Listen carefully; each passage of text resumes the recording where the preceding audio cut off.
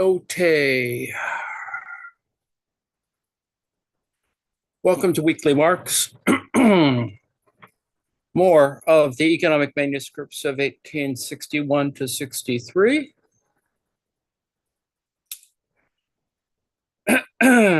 We've been looking at a variety of, we were sort of skipping around a little bit, looking at the early notebooks, questions that were raised when we were looking this past week in Dussel or Dussel on revolving around the questions of surplus labor and surplus value and the difference between the two. And I'm going to step back a little bit, mainly because, as you probably know, I've been fussing around with theories of surplus value, noting, of course, that theories of surplus value sits in this general discussion in the manuscripts in 1861 to 63. And, there's this little gap where theories of surplus value is written. Noting, of course, that Marx is doing this for specific reasons. That is, he wants to understand why there is or isn't a surplus value in various discussions of others' points of view on political economy. So you have, so he shoves it to the end, and that's why some people refer to it as book 4, and it's not really book 4 technically. It is another book because it is a history on the one hand. On the other hand, he's not doing it because he likes doing the history. He's trying to solve a problem, and the problem that needs to be solved is this question of where is surplus value. And I think if you look at Dussel, particularly as I've found it useful, the diagrams which describe in further detail at a granular level the moment where things become separated or differentiated, let's put it that way. So today, going to consider a slightly different version of this issue. And in that sense, we're going to look at a section in today's readings on theories of surplus value, on the physiocrats, because that's, even, well, maybe I'm only talking about my own experience in this, but even even in the macro class, the undergraduate macro class, the opening is on a discussion of differences between stocks and flows and physiocrats. So we're going to look at chapter 2, the physiocrats, transfer the inquiry into the origin of surplus value from the sphere of circulation into the sphere of direct production. So we're still looking at Department 1, Department 2. He is in the reality, of course, he hasn't really quite gotten there yet. And certainly it's up to Engels to try and sort that out. Anyway, conception of rent as the sole form of surplus value. And just to phrase it in this way, because obviously he's working it out at the level from the point of view of the agricultural to looking at the specific structure of the physiocrat approach, which is relies in that sense on the agricultural. And of course, Marx is not. I mean, he deals with the agricultural, but he's really much more concerned with industrial capital, or he's trying to see where they can become more universal, which is the whole Hegelian point of it all. So anyway, chapter 2, the physiocrats. This is from Theories of Surplus Value, the manuscripts of 1861 to 63. As we try to do in our usual tradition here, is to do, and with a nod to Roriki, we try to read from the text itself. So this is the text itself from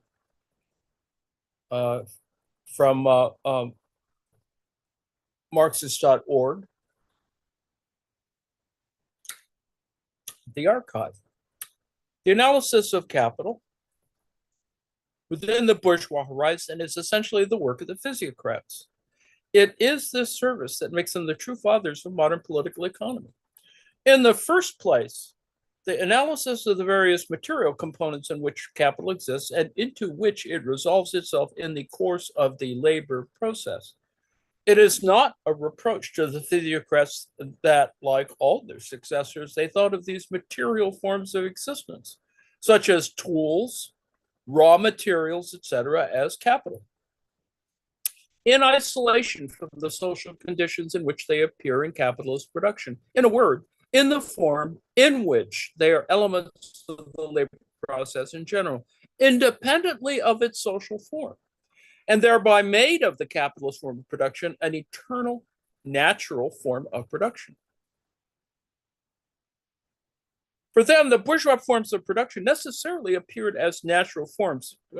Marx is talking about convention in that sense. It was their great merit that they conceived these forms as physiological forms of society, as forms arising from the natural necessity of production itself, forms that are independent of anyone's will or of politics. They are material laws.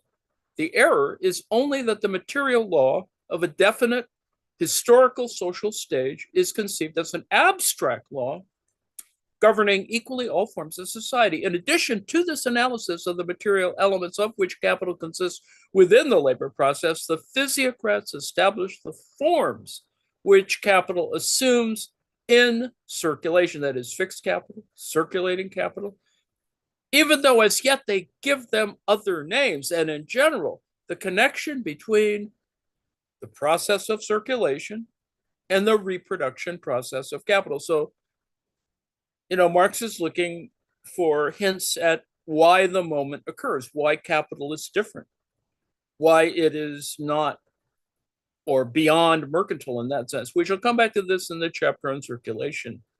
So hints of volume 2 in that sense.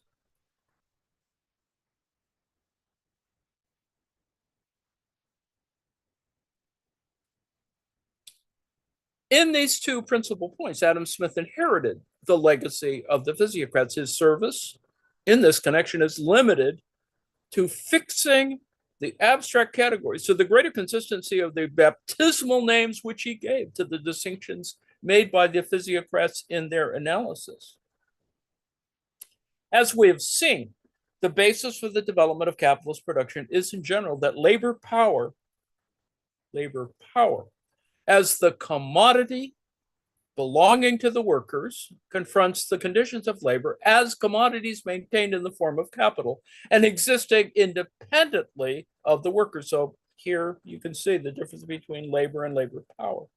The determination of the value of labor power as a commodity is of vital importance. This value is equal to the labor time required to produce the means of subsistence necessary for the reproduction of labor power, or to the price of the means of subsistence necessary for the existence of the worker as a worker. It is only on this basis that the difference arises.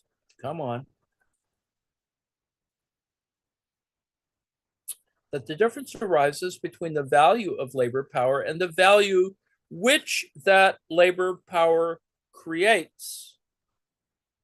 The difference arises between the value of labor power and the value which that labor power creates. No, they're not identical.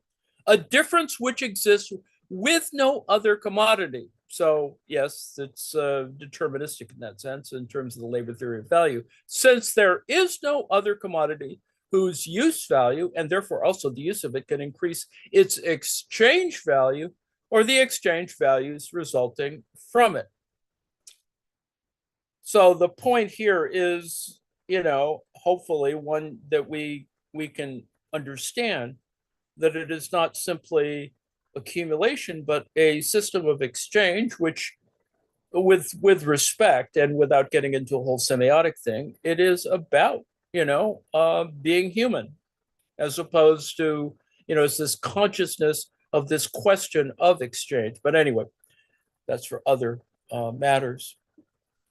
Therefore, the foundation of modern political economy, whose business is the analysis of capitalist production, is the conception of the value of labor power as something fixed, as a given magnitude, as indeed it is in practice in each particular case. The conception of the value of labor power as something fixed as a given magnitude, as indeed it is in practice in each particular case. So, the problem of measurement is not simply as a matter of wages, it's something else. This is the curiosity. It is at one level, yeah, it's just wages, because it's wage, but it's wages from the point of view of the capitalist in that particular sense. Anyway, back to the text. They were able to establish this, although they had not yet recognized the nature of value itself, because this value of labor power is manifested in the price of the necessary means of subsistence, hence in a sum of definite use value. So, without going into the tedium of it, you actually have a budget, right, for your home economist, that is, as it were, and that's kind of what we're thinking about. There is subsistence, and then there's things that are beyond subsistence. Consequently, without being in any way clear as to the nature of value, because value sort of hints at that question, they could conceive the value of labor power so far as it was necessary to their inquiry as a definite magnitude. So this is that issue again of trying to measure all this stuff as measurable or non-measurable. If, moreover, they made the mistake of conceiving this minimum as an unchangeable magnitude, which in their view is determined entirely by nature and not by the stage of historical development, which is itself a magnitude subject to fluctuations, this in no way affects the abstract correctness of their conclusions, since the difference between the value of labor power and the value it creates. Now, you see, this is this point that we do an additional abstraction occurs, does not at all depend on whether the value is assumed to be great or small. So already, we're dealing with some degree of abstraction, whatever that might be. The physiocrats transferred the inquiry into the origin of surplus value from the sphere of circulation into the sphere of direct production, and thereby laid the foundation for the analysis of capitalist production. Now, quite correctly, they lay down the fundamental principle that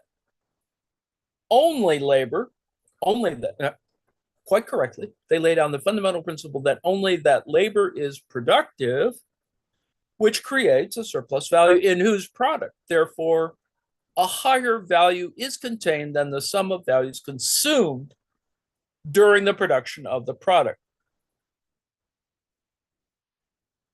Right? So we see already this idea of production and consumption within the context of the bigger idea of production. Stuff gets used up. This is physics, right?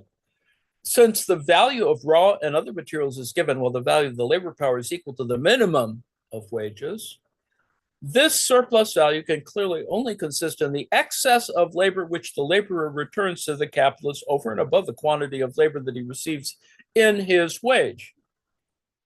But it does not appear in this form of the physiocrats because they've not yet reduced value in general to its simple substance. That is, which is what Marx is bringing to it, the quantity of labor or labor time.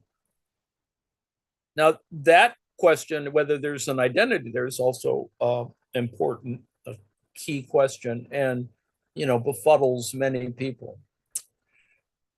Their method of exposition is, of course, necessarily governed by their general view of the value of the nature of value, to which to them is not a definite social mode of existence of human activity, that is labor, but consists of other things, material things, land, nature, land, comma, nature, comma, and the various modifications of those material things.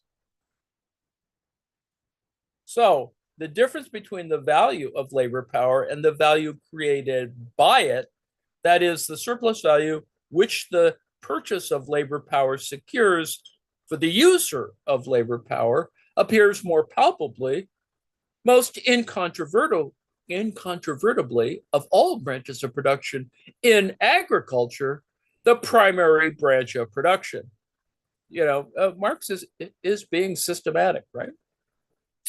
The sum total of the means of subsistence which the laborer consumes from one year to another, or the mass of material substance which he consumes, is smaller than the sum total of the means of subsistence which he produces.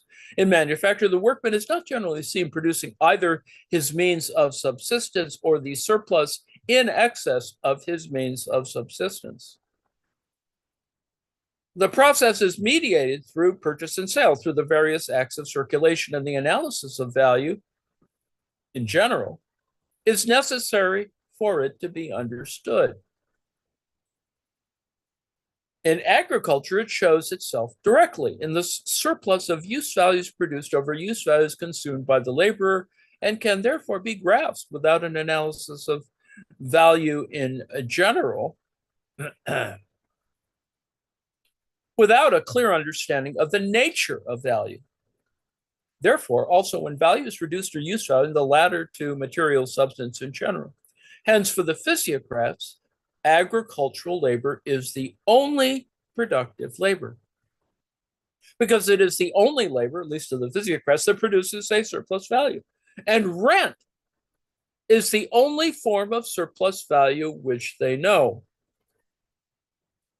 So we can already see the kind of limitations that are kind of built into using physiocrats as a means of analysis for the capitalist mode of production.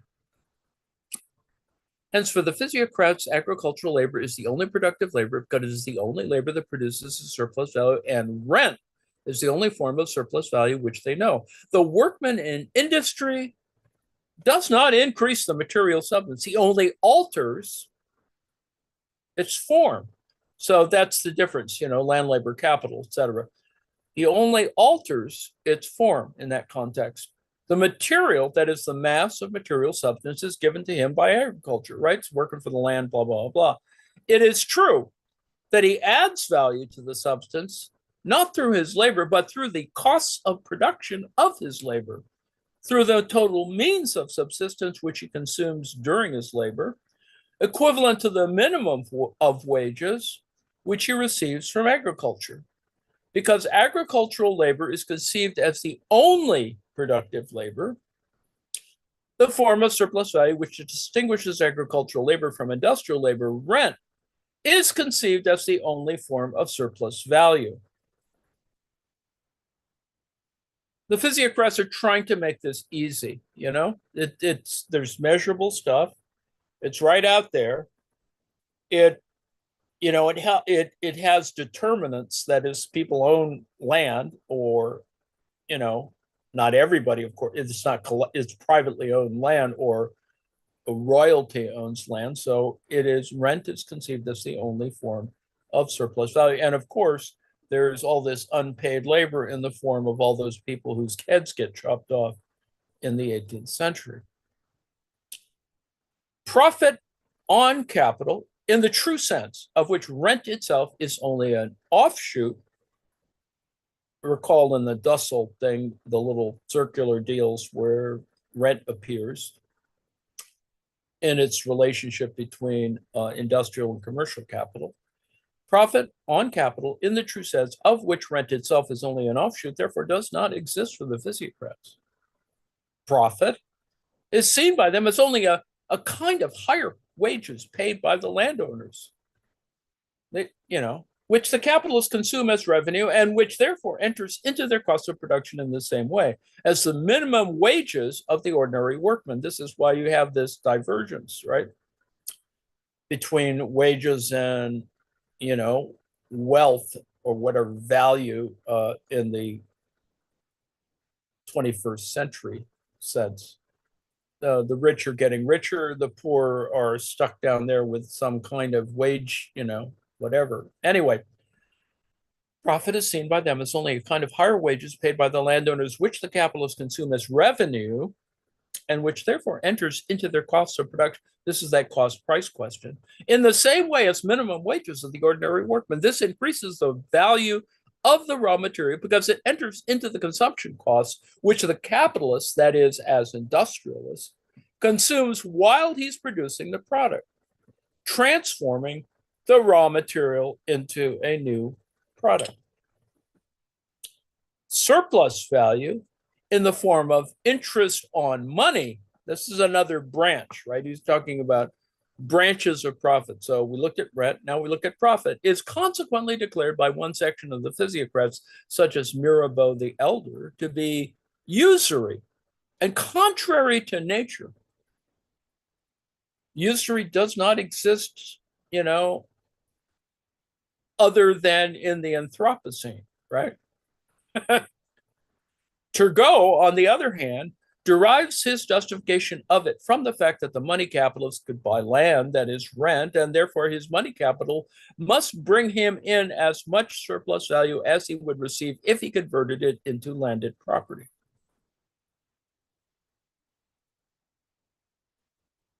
This means, therefore, that interest too is not newly created value, not surplus value. It only explains why a part of the surplus value gained by the landowners finds its way to the money capitalists in the form of interest, just as it is explained on other grounds.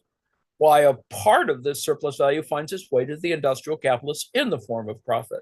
Because agricultural labor is the only productive labor, the only labor that creates surplus value, the form of surplus value which distinguishes agricultural labor from all other branches of labor, rent, is the general form of surplus value. So, the definitional elements have been already constrained by limiting the argument about rent to agriculture, when in fact rents appear in a variety of things. And, this is that, as if the rent-seeking Nobel Prize, was some sort of something new. Anyway, industrial profit and interest are merely different categories into which rent is divided, and in certain portions passes from the hands of the landowners into the hands of other classes.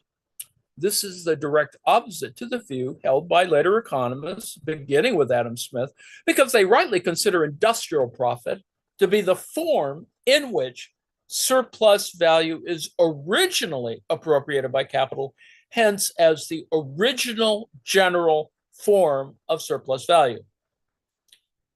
They present interest and rent as mere offshoots of industrial profit, which is distributed by the industrial capitalists to various classes who are co-owners of surplus value. So in addition to the reason already stated that agricultural labor is the labor in which the creation of surplus value appears in material and tangible form, and apart from the process of circulation, there were a number of other considerations which explain the standpoint of the physiocrats. First, because in agriculture, rent appears as a third element, as a form of surplus value which is not found in industry or merely has a transient existence. It was surplus value over and above surplus value, that is profit. And so the most palpable and most conspicuous form of surplus value, and this is important, raised to the second power.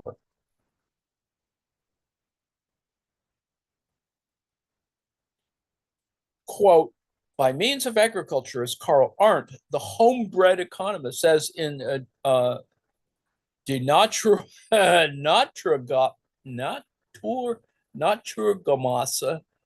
Volkswirtschaft of 1845, a value is created in the rent of land which is not to be met with industry and trade, a value over which remains over when the labor and capital employed have been completely replaced. Secondly, leaving foreign trade out of account, as the physiocrats likely did and had to do in an abstract study of bourgeois society, it is clear that the number of workmen engaged in manufacture, et cetera, and completely detached from agriculture, the free hands, as Stewart calls them, is determined by the mass of agricultural products which the farm laborers produce in excess of their own consumption. Quote, it is obvious that the relative numbers of those persons who can be maintained without agricultural labor must be measured wholly by the productive powers of the cultivators. Richard Jones on the Distribution of Wealth, London, 1831. And as agricultural labor thus forms the natural basis, on this see an earlier notebook, not only for surplus labor in its own sphere, but also for the independent existence of all other branches of labor, and therefore also for the surplus value created in them, it is clear. It is clear that it was bound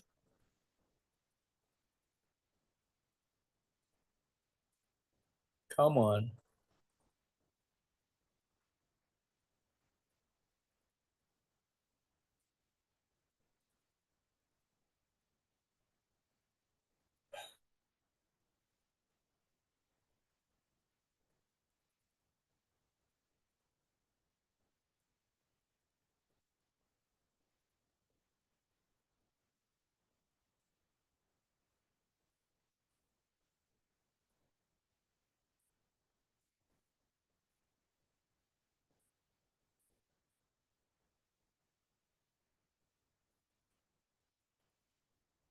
It's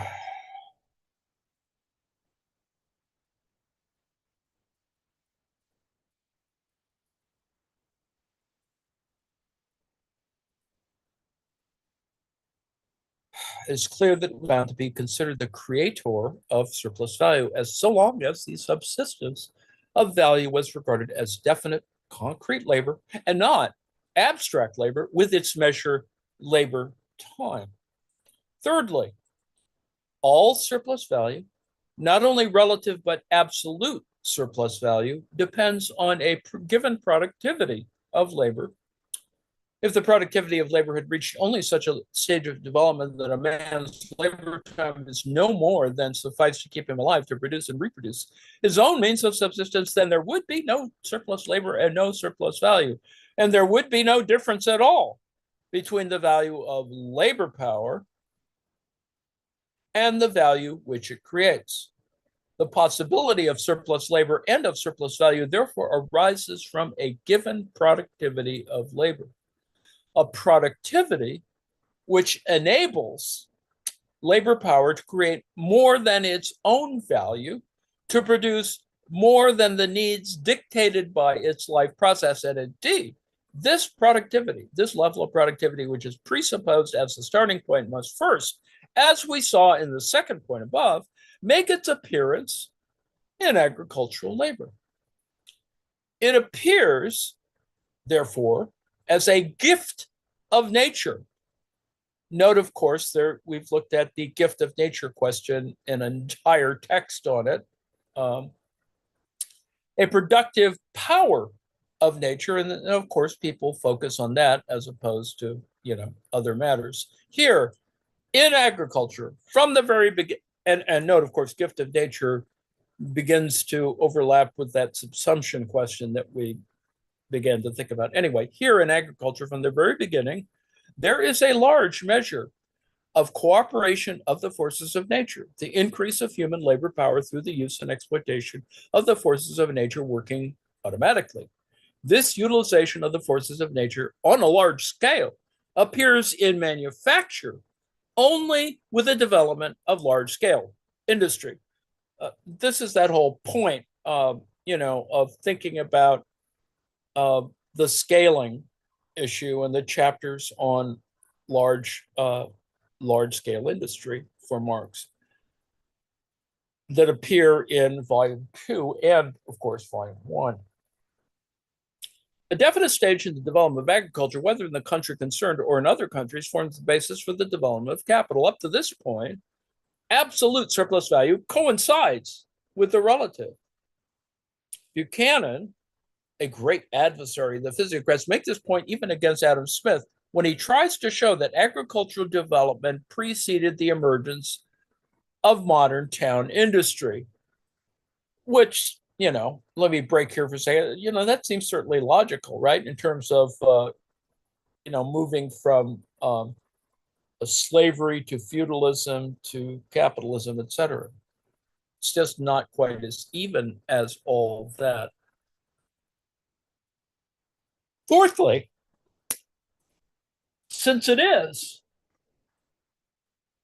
the great and specific contribution of the physiocrats that they derive value and surplus value not from circulation but from production, they necessarily begin in contrast to the monetary and mercantile system with that branch of production which can be thought of in complete separation from and independently of circulation, of exchange, and which presupposes exchange not between man and man, but between man and nature. Section number 2, contradictions in the system of the physiocrats, the feudal shell of the system and its bourgeois essence. Feudal shell, bourgeois essence, the twofold treatment of surplus value. Hence, the contradictions in the physiocratic system.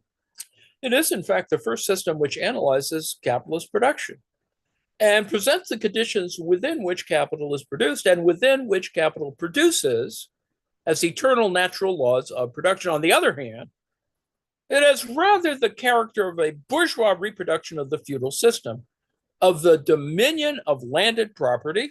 Remember, Marx has a bugaboo about landed property, and the industrial spheres within which capital first develops independently are presented as unproductive branches of labor, mere appendages of agriculture. The first condition of the development of capital is the separation of landed property from labor, the emergence of land, the primary condition of labor as an independent force, a force in the hands of a separate class confronting the free laborer. The physiocrats therefore present the landowner as the true capitalist, that is, the appropriator of, this is, command, whatever, coordination, whatever, the appropriator of surplus labor. Feudalism is thus portrayed and explained from the viewpoint of bourgeois production. Agriculture is treated as the branch of production in which capitalist production, that is, the production of surplus value, exclusively appears. While feudalism is thus made bourgeois, bourgeois society is given a feudal substance. And lest you think that's unimportant, it still remains with us today, the question of, the castle defense, for example, in terms of shooting people who come over your threshold. This semblance deceived Dr. Quenet's adherents among the nobility, such as the crotchety and patriarchal Mirabeau the Elder. Among the later representatives of the physiocrats, especially Turgot, this illusion disappears completely, and the physiocratic system is presented as a new capitalist society prevailing within the framework of feudal society. It's just having it both ways, right? Prince Andrew, is not a prince anymore, for example. This, therefore, corresponds to bourgeois society in the epoch when the latter breaks its way out of the feudal order. Consequently, the starting point is in France, in a predominantly agricultural country, and not in England, 1789, whatever, a predominantly industrial, commercial, and seafaring country. In the latter country, attention was naturally concentrated on circulation. As I've said before, or that idea of the 300 miles from Dover. was naturally concentrated on circulation, on the fact that the product acquires value, becomes a commodity only when it becomes the expression of general social labor money, becomes a commodity insofar, therefore, as the question concerned not only the form of value, but the amount of value and the increase of value, profit upon expropriation. That is, relative profit, as Stewart describes it, is what catches the eye. But if the creation of surplus value in the sphere of production itself is what has to be established, it is necessary, first of all, to go back to that branch of production in which surplus value is found independently of circulation. That is agriculture.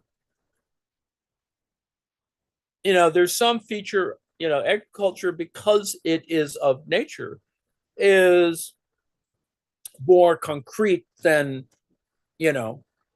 capital, whatever,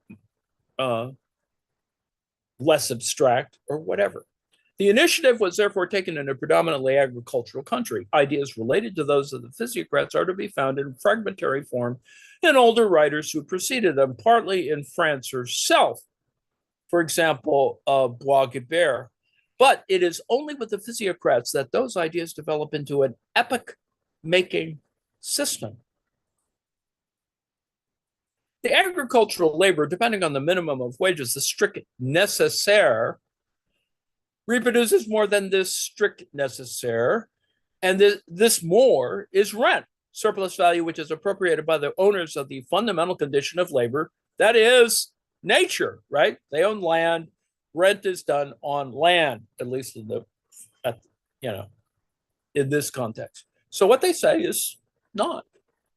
The labor works more than the labor time required for the reproduction of its labor power. The value which is created, therefore, greater than the value of its labor power. The labor which it gives in return is greater than the quantity of labor which it receives in the form of wages. But what they say is the amount of use values which it consumes during the period of production is smaller than the amount of use values which it creates. And so a surplus of use values is left over. But the physiocrats only stuck to the point that the productivity of the earth enables the laborer in his day's labor, which is assumed to be a fixed quantity, to produce more than he needs to consume in order to exist. Hence, this whole deal about why in the feudal system, there's some obligation you have to the manorial estate, whatever.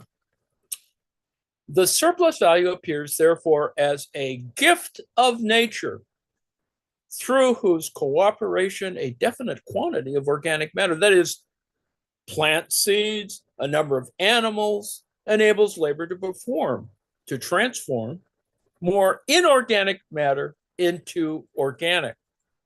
On the other hand, it's taken for granted that the landowner confronts laborer as a capitalist. He pays for the labor power which the laborer offers to him as a commodity, and he receives in return not only an equivalent, but appropriates for himself the enlarged value arising from the use of this labor power. The alienation of the material condition of labor from labor power itself is presupposed in this exchange. The starting point is the feudal landowner, but he comes onto the stage as a capitalist, as a mere owner of commodities, who makes profitable use of the goods exchanged by him for labor and gets back not only their equivalent, but a surplus over this equivalent, because he pays for the labor power only as a commodity. Note this whole point of the commodity, remember, abstraction. This is that moment where Marx is saying, well, how are we going to account for this? Well, let us think of this intermediate form, this idea of the commodity, which, appears within the context of the idea of capital. That is, capital allows this, transformation.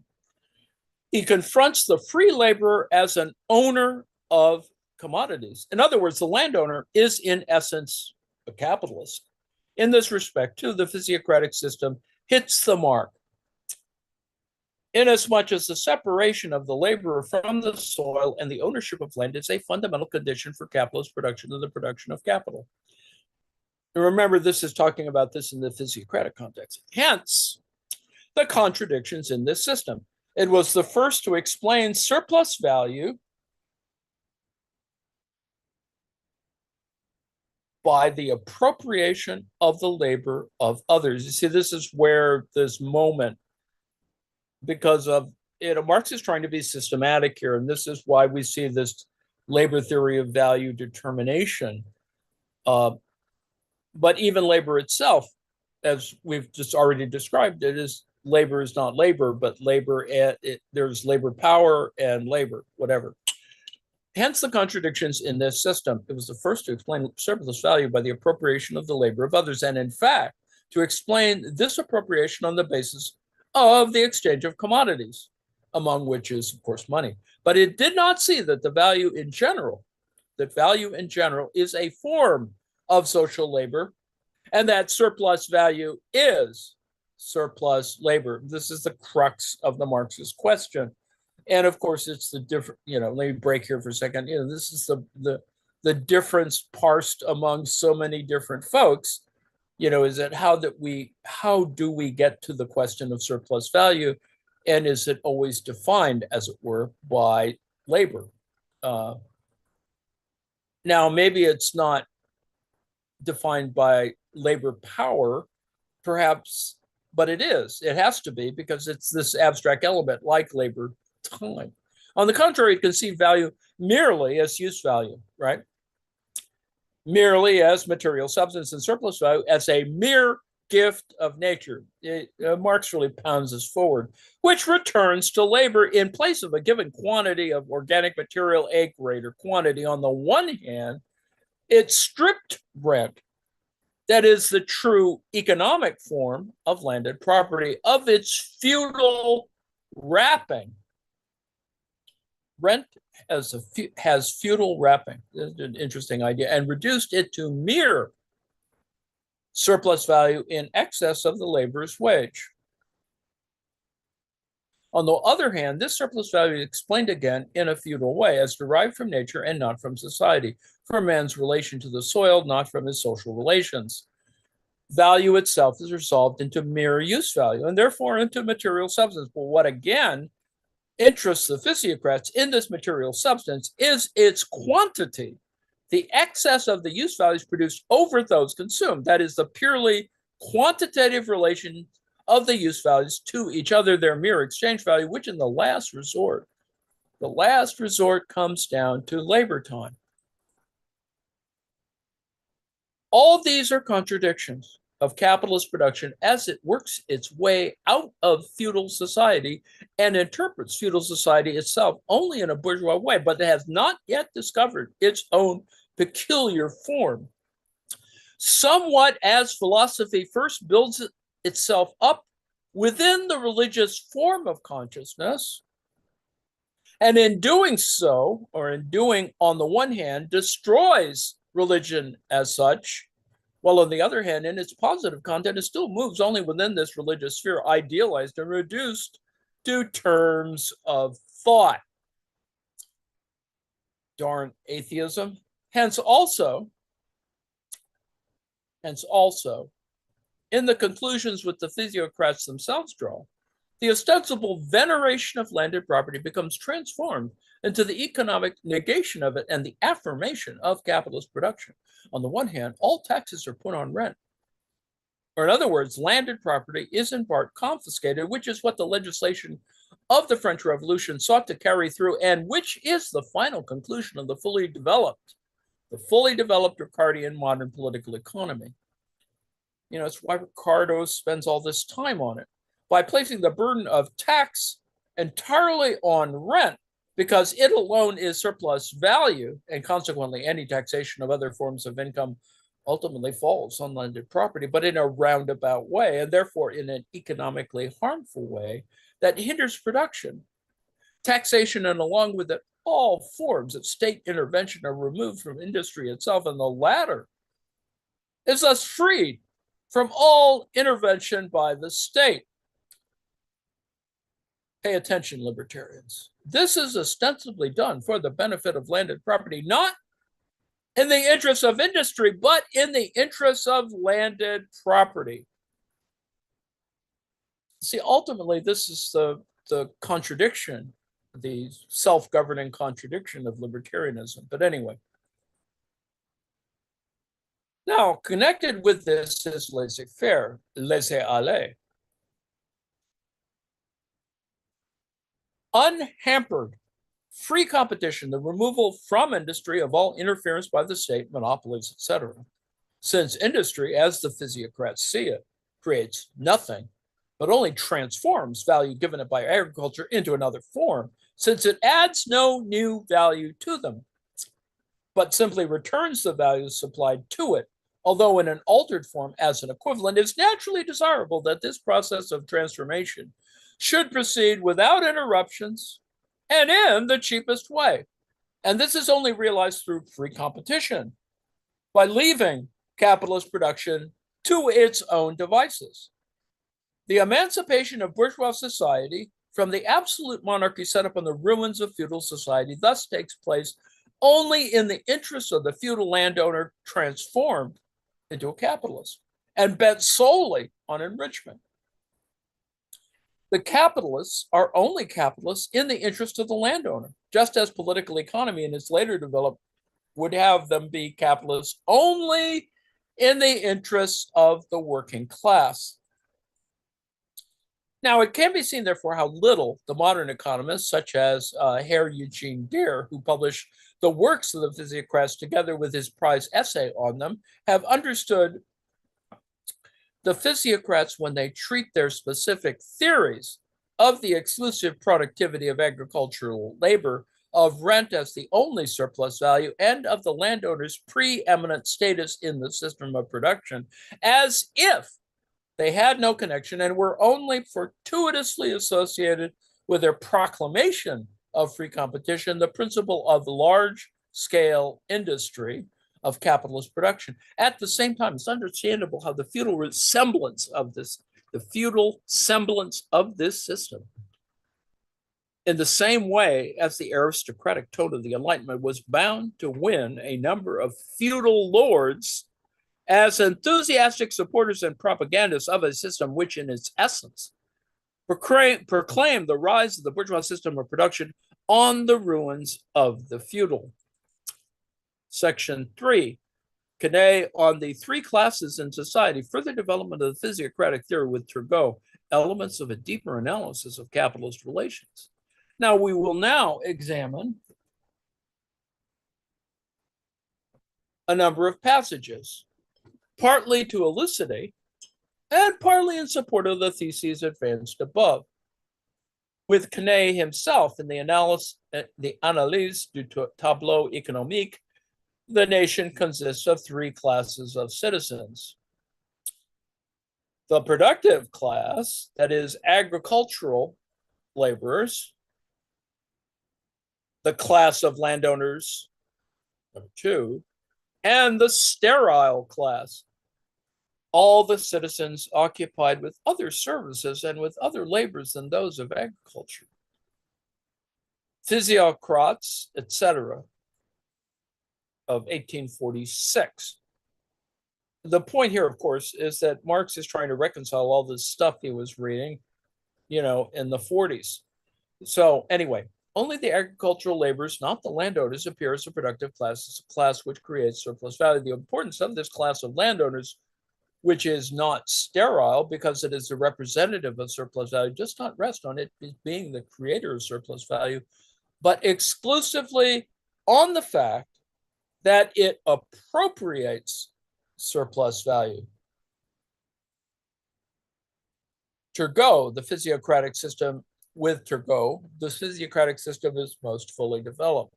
In some passages in his writings, the pure gift of nature is presented as surplus labor. On the other hand, the necessity for the labor to yield up what there is in excess of his necessary wages, explained by the separation of the laborer from the conditions of labor and their confronting him as the property of a class which uses them to trade with.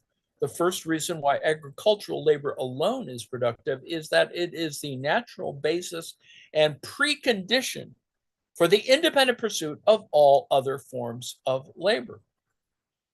His, that is the husbandman's labor, in the sequence of the labors divided among the different members of the society, retains the same primacy as the labor which provided his own food, had among the different kinds of labor, which, when he worked alone, he was obligated to devote to his different kinds of wants. We have here neither a primacy of honor nor of dignity. It is one of physical necessity. What his labor causes the land to produce beyond his personal wants is the only fund for the wages which all the other members of the society receive in exchange for their labor. The latter, in making use of the price of this exchange to buy in their turn the products of the husbandman, only return to him as matter exactly what they have received from him. We have here a very essential difference between these two kinds of labor. Reflections on the formation of the distribution of wealth, Turgot's works of 1844. Close quote. How then does surplus value arise? It does not arise from circulation, but it is realized in circulation. So this is that key point, right? It is this relation between production and circulation is realized in this movement or moment. The product is sold at its value, not above its value. There is no excess of price over value. But because it is sold at its value, the seller realizes a surplus value. This is only possible because he has not himself paid in full for the value which he sells. That is because the product contains a portion of value which has not been paid for by the seller, which he has not offset by an equivalent. And this is the case with agricultural labor. The seller sells what he has not bought. Turgot at first presents this unbought element as a pure gift of nature. Now, we shall see, however, that in his writings, this pure gift of nature becomes imperceptibly transformed into the surplus labor of the laborer, which is the landowner has not bought, but which he sells in the products of agriculture. And hopefully you can see how commodity operates in that particular context. And subsequently, how you form, as it were, markets in commodities writ large. Quote, as soon as the labor of the husbandman produces more than his wants, he can, with this superfluity that nature accords him as a pure gift over and above the wages of his toil by the labor of the other members of society. The latter, in selling it to him, gain only their livelihood. But the husbandman gathers beyond his subsistence a wealth which is independent and disposable, which he has not bought, and which he sells. He is therefore the sole source of the riches, which by their circulation animate all the labors of society, because he is the only one whose labor produces over and above the wages of labor. That's right, Elon. Close quote. It is this first conception we have to begin with, the essence of surplus value, that it is value realized in sale, but without the seller having given an equivalent for it, without his having bought it. Unpaid value. But in the second place, this is conceived of as a pure gift of nature, this excess over the wage of labor, because after all, it's a gift of nature. It depends on the productivity of nature that the laborer is able to produce in his day's labor more than is necessary for the reproduction of his labor power, more than the amount of his wages. In this first conception, the total product is still appropriated by the laborer himself, and this total product is divided into two parts. That is, the first forms the wages. He's presented as his own wage laborer who pays himself the part of the product that is necessary for the reproduction of his labor power for his subsistence. The second part, which is the excess over the first, is a gift of nature and forms surplus value. You can see why people get real heavy into this gift of nature metaphor. The nature of this surplus value, of this pure gift of nature, will, however, take clearer shape when the premise of the proprietor who cultivates his land is abandoned. And the two parts of the product, wages and surplus value, accrue to different classes. The one to the wage worker, the other to the landowner. So, here you see it, class division, et cetera, et cetera. The formation of a class of wage laborers, whether in manufacture or in agriculture itself, at first of all, manufacturers appear only as stipendious. Wage laborers of the cultivating proprietor requires the separation of the conditions of labor from labor power, and the basis for this separation is that the land itself becomes the private property of one part of society, so that the other part is cut off from this objective condition for making use of its labor. See, Scotty Besant is the Secretary of the Treasury.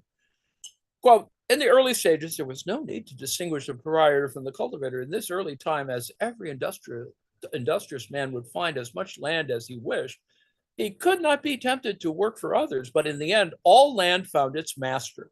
And those who could not have properties had at first no other resource than that of exchanging the labor of their arms in the employment of the stipendiary class.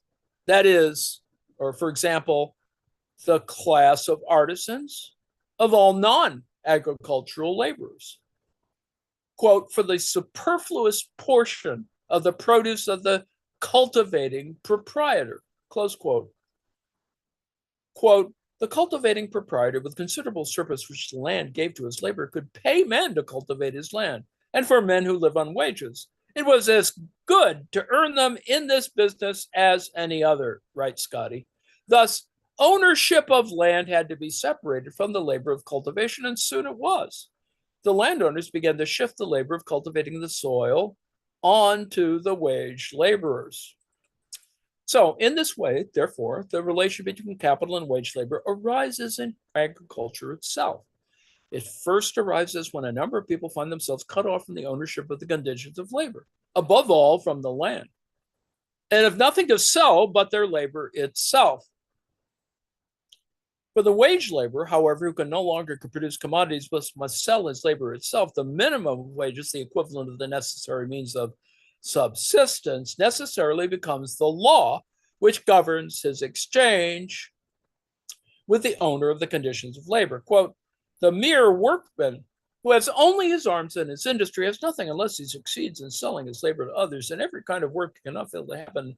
And as a matter of fact, it does happen that the wages of the workman are limited to what is necessary to procure him his subsistence, close quote. Then, as soon as wage labor has arisen, the produce of land is divided into two parts. The one includes the subsistence and the profits of the husbandman, which are the reward of his labor and the condition upon which he undertakes to cultivate the land of the proprietor. What remains is that independent and disposable part which the land gives as pure gifts to him who cultivates it. This is that question of, this is the source of the concept of culture, remember, right? Or ultimately how agriculture and culture have a similarity or a difference, not unlike, anyway. Over and above the advances in the wages of his trouble, and this is the portion of the proprietor or the revenue with which the latter can live without labor, and which he uses as he will. So, this pure gift of the land, however, is already defined as a gift which it gives to him who cultivates it, and thus as a gift which it makes to labor as the productive power of labor applied to the land, a productive power which labor possesses through using the productive power of nature, and which it thus derives from the land, but it derives it from the land only as labor. In the hands of the landowner, therefore, the surplus appears no longer as a gift of nature, but as the appropriation, without an equivalent, of another's labor, which through the productivity of labor is enabled to produce means of subsistence in excess of its own needs. But which, because it is wage labor, is restricted to appropriating for itself out of the product of the labor only what is necessary to procure him, i.e. the worker, his subsistence.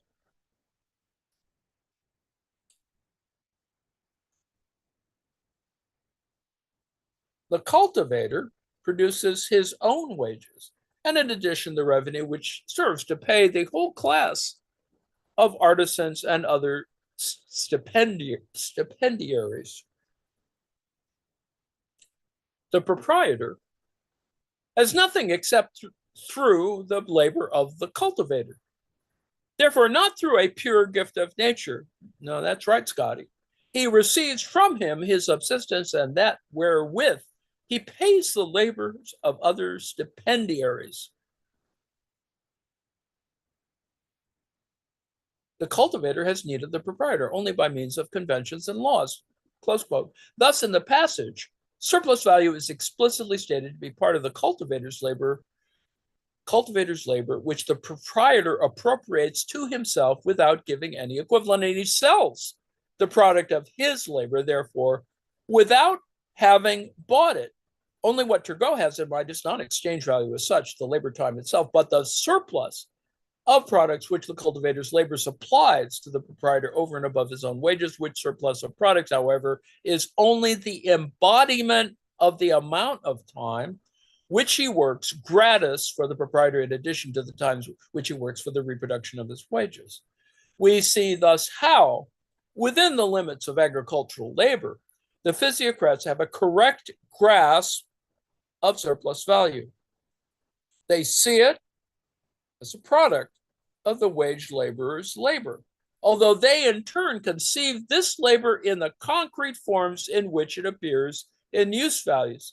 So you can see what Marx is going on here. It's not, he's critiquing Ricardo, right? But he knows that the physiocrats have at least identified within the context of agriculture, how labor works in that relation. Now, this is derived, not simply from the physiocrats and from physiocratic thought, but, physiocratic thought has its roots in a whole bunch of other kinds of analysis, which we don't have time for here.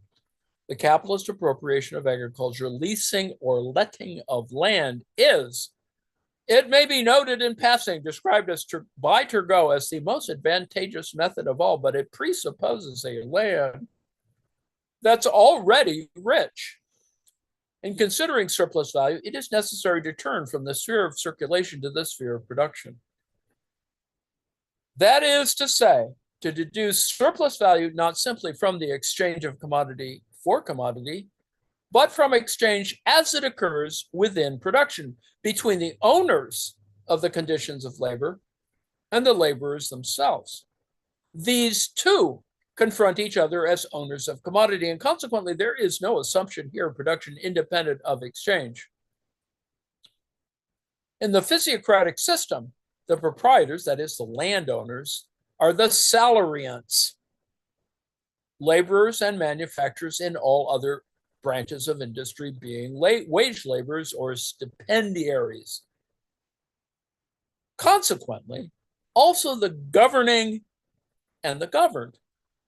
Turgot analyzes the conditions of labor as follows, quote, in every craft, it's necessary that the workman should have tools in advance, that he should have a sufficient quantity of the materials upon which he has to labor.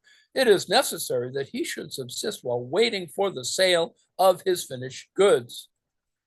Close quote. All these advances, these conditions on which labor can be performed, which are therefore preconditions of the labor process, are originally provided gratis by the land. Quote, it is the land which has provided the first fund of advances prior to all cultivation in fruits, fish, game, etc., in tools such as tree branches, stones, and domestic animals, which multiply through the process of procreation, and moreover, each year yield products in milk, fleeces, hides, and other materials which, with the wood obtained in the forest, have formed the first fund for the works of industry, close quote. Now, these conditions of labor, These advances to labor become capital as soon as they have to be advanced to the laborer by a third person. And this is the case from the moment when the laborer owns nothing but his labor power itself. Quote, when a large part of the society had only their arms to maintain them, it was necessary that those who thus lived on wages should begin by having something in advance, either to procure the materials on which to labor or to maintain them while waiting for the payment of their wages, close quote. Turgot defines capitals as accumulated movable values. Capitals as accumulated movable values. Originally, the proprietor or cultivator pays wages directly each day and supplies the material, for example, to the spinner of flax. An industry develops, larger advances and continuity of the process of production are necessary. This is then undertaken by the possessor of capital. In the price of his products, he must recover all his advances and a profit equal to, quote, what his money would have been worth to him if he had employed it in the purchase of an estate, besides his wages. For doubtless, if the profit were the same, he would have preferred to live without any exertion on the revenue of the land he could have acquired with the same capital. Larry Ellison, close quote. Anyway, the stipendiary industrial class is itself subdivided into capitalist entrepreneurs and simple workers. Agricultural entrepreneurs are in the same position as these industrial entrepreneurs. They must similarly get all their advances replaced along with the profit as shown above. Quote, all this first must be deducted from the price of the products of the earth. The surplus serves the cultivator for payment, the proprietor for the permission he has given him to make use of the field for setting his enterprise on foot. This is the price of the lease, the revenue of the proprietor, the net produce for all the land produces up to the amount that replaces the advances of every kind, and the profits of the person who has made the advances cannot be regarded as a revenue, but only as the return of the expenses of cultivation. When one considers that if the cultivator did not get them back, he would not take care to employ his resources and his toil in cultivating the field of another, close quote. Finally, and we'll add that this, although capitals are partly formed by saving from the profits of the working classes, yet as these profits always come from the earth, inasmuch as they are all paid either from the revenue or as part of the expenditure which serves to produce the revenue, it is evident that capitals come from the land just as much as the revenue does, or rather that they are nothing but the accumulation of the part of the values produced by the land that the proprietors of the revenue, or those who share it with them, can lay by every year without using it for the satisfaction of their wants, close quote. Now, it's quite right that if rent is the only surplus value, accumulation takes place not only from rent. What the capitalists accumulate apart from rent, they pinch from their wages, their revenue destined for their consumption, since this is how profit is defined. As profit, like wages, is reckoned in with the costs of cultivation, and only the surplus forms the revenue of the proprietor. The latter, in spite of the honorable status given him, is in fact excluded from the costs of cultivation, and thereby from being an agent of production, just as with the Ricardians. See, you already see the structure of the critique. Now, the emergence of the physiocrats was connected both with the opposition to Colbertism, as in Stephen Colbert, right? And in particular with the hullabaloo over the John Law system. I'll stop there. We'll conclude this tomorrow. We've been looking at a section of the theories of surplus value. We'll do section 4 tomorrow. Theories of surplus value, 1861 to 3. This is the original text before we get the, what we know now, or in the 20th century as the theories of surplus value, particularly the ones edited by a variety of folks, Engels, Kautsky, etc. Chapter 2, the physiocrats And so we'll do section 4 of this tomorrow and proceed further. So we will return to the meeting.